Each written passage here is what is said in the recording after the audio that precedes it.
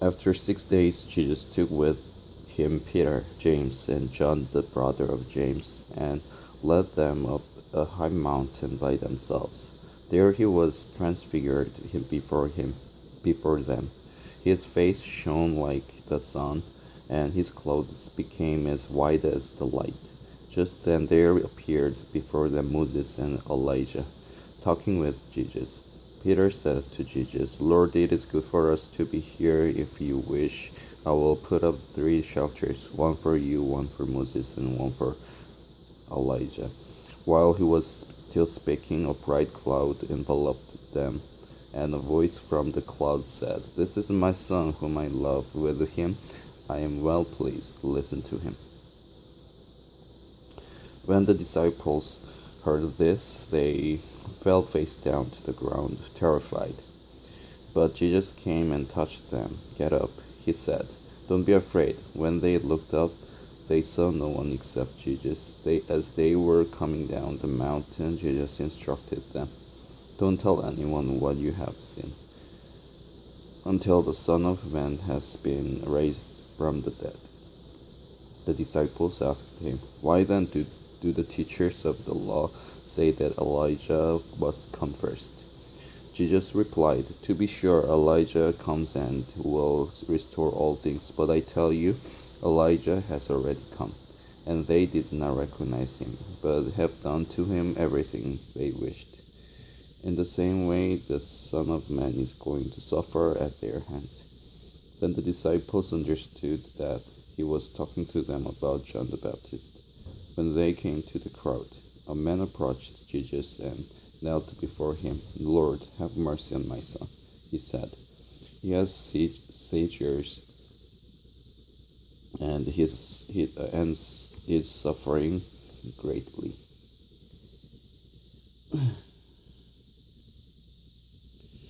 He often falls into the fire or into the water.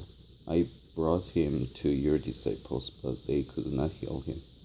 O unbelieving and perverse generation, Jesus replied, How long shall I stay with you? How long shall I put up with you? Bring the boy here to me. Jesus rebuked the demon, and it came out of the boy, and he was healed from that moment. Then the disciples came to Jesus in private and asked, Why couldn't we drive it out? He replied, Because you have so little faith. I tell you the truth. If you have faith as small as a mustard seed, you can say to this mountain, Move from here to there, and it will move. Nothing will be impossible for you. When they came together in Galilee, he said to them, The Son of Man is going to be betrayed into the hands of men. They will kill him, and on the third day he will be raised to life. And the disciples were filled with grief. After Jesus and his disciples arrived in Capernaum, the collectors of the 2 drachma tax came to Peter and asked, Doesn't your teacher pay the temple tax? Yes, he does, he replied. When Peter came into the house, Jesus was first to speak. What do you think, Simon? He asked. From whom do the kings of the earth collect duty and taxes? From their own sons or from others? From others, Peter answered. Then the sons are exempt. Jesus said to him, But so that we may not offend them, go to the lake and throw out your line. Take the first fish you can catch. Open its mouth, and you will find a 4 drachma coin. Take it and give it to them for my tax and yours. At that time, the disciples came to Jesus and asked, Who is the greatest in the kingdom of heaven? He called a little child and had him stand among them. And he said, I tell you the truth, unless you change and become like little children, you will never enter the kingdom of heaven. Therefore, whoever humbles himself like this child is the greatest in the kingdom of heaven. And whoever welcomes a little child like this in my name welcomes me. But if anyone causes one of these little ones who believe in me to sin, it would be better for him to have a large millstone hung around his neck and to be drowned in the depths of the sea. Woe to the world because of the things that cause people to sin. Such things must come, but woe to the man through whom they come. If your hand or your foot causes you to sin, cut it off and throw it away. It is better for you to enter life maimed, maimed or crippled than to have 2 hands or 2 feet and be thrown into eternal fire. And if your eye causes you to sin, gouge it out and throw it away. It is better for you to enter life with 1 eye than to have 2 eyes and be thrown into the fire of hell. See that you do not look down on one of these little ones, for I tell you that their angels in heaven always see the face of my Father in heaven. What do you think? If a man owns 100 sheep and one of them wanders away, will he not leave the 99 on the hills and go to look for the one that wandered off? And if he finds it, I tell you the truth, he is happier about that one sheep than about the 99 that did not wander off.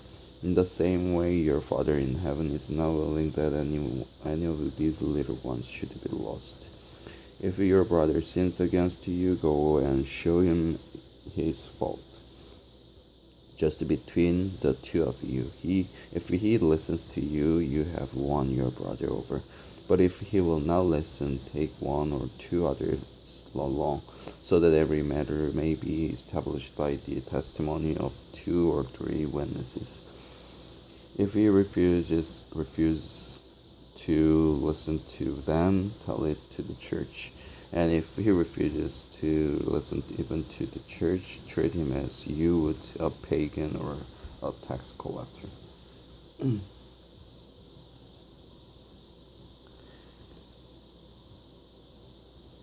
I tell you the truth, whatever you bind on earth will be bound in heaven, and whatever you loose on earth will be loosed in heaven.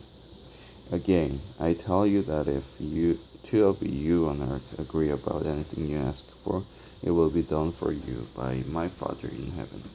For where 2 or 3 come together in my name, there am I with them. Then Peter came to Jesus and asked, Lord, how many times shall I forgive my brother when he sins against me? Up to 7 times? Jesus answered, I tell you, not 7 times, but 77 times.